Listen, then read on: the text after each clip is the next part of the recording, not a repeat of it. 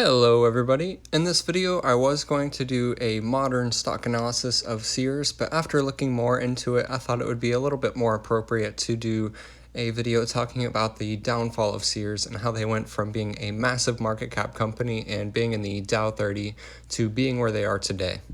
The first thing I wanted to do is do a brief history of Sears and their come up and then how they came down to what they are today. If you're really just interested to see how they're doing right now, go fast forward to about the last third of the video. So without further ado, Sears started out in the 1880s as just a couple of salesmen and not a whole lot more. And then in 96, they began the Sears catalog. And here we can actually see one of the very first Sears catalogs from back in 1897. And it allowed people to buy anything from baby cradles to coffins, and half a century later, the Sears catalog would be world-renowned. The first retail store of Sears opened in 1925 and was an immediate success. They started opening many more stores just a couple of years later, and it posed a major threat to small mom-and-pop shops that ultimately had to close down all across the nation as a result of the Sears stores opening. And kind of the dramatic irony of this is that small mom and pop stores or small vendors on Amazon ultimately led to Sears' demise in the end. In 1927, Sears acquired Craftsman Tools, which was really a Sears staple and contributed a whole lot to the Sears brand. And then this was really interesting to me. I had no idea about this, but Sears actually began Allstate Insurance in 1931, and then in 1923, Sears sold a 20% stake in Allstate Insurance, which was actually the nation's biggest IPO at the time, and then Sears sold Allstate Insurance entirely just a couple of years later. In 1945, Sears sales reached $1 billion, which was almost unheard of at the time. And Sears stores started opening all across the nation, like the one we can see pictured here. And those actually became the anchors for malls, meaning a lot of stores would build onto those Sears. And that's really how Sears is known today. The Sears Tower was completed in 1973, which was the Sears headquarters, and later sold in 1994, and then was not overtaken by a taller tower until 1998. I also did not know that Discover was originally created by Sears in 1985, and then it was later unfortunately sold in 1993. And that's very unfortunate for Sears because Discover is still an extremely profitable business to this day. Sears unfortunately had to discontinue their Sears catalog in 1993, just 3 years before their 100th anniversary of the catalog.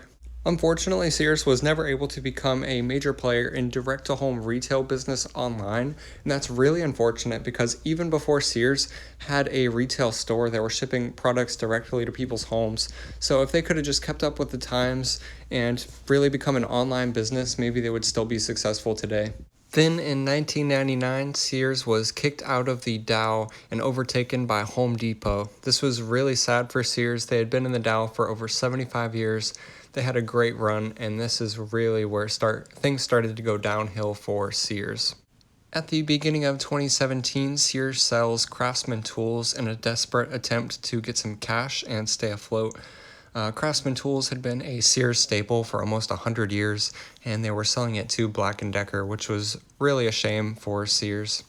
In October of 2018, Sears finally filed for bankruptcy. I'll get a little bit more into their financial situation at the time in just a minute, but their CEO that had acquired Sears back in 2005 and hoped to turn them around, unfortunately was not able to do so, and he stepped down. In the beginning of 2019, a bankruptcy judge in New York approves the sales of most of Sears' assets to a hedge fund controlled by the previous CEO of Sears, who had just stepped down, and this decision kept a ton of stores open and saved the jobs of 45,000 employees, but Sears had already been closing down stores year over year for several years by this point, so countless jobs had already been lost, and there are still these Sears stores here, as we can see at the top in that image, that are closed down all across the nation. Sears right now is just a shell of its former self, and it really makes you wonder what other huge retailers may follow. Here we can see that Sears originally started massively shutting down a ton of stores back in 2010.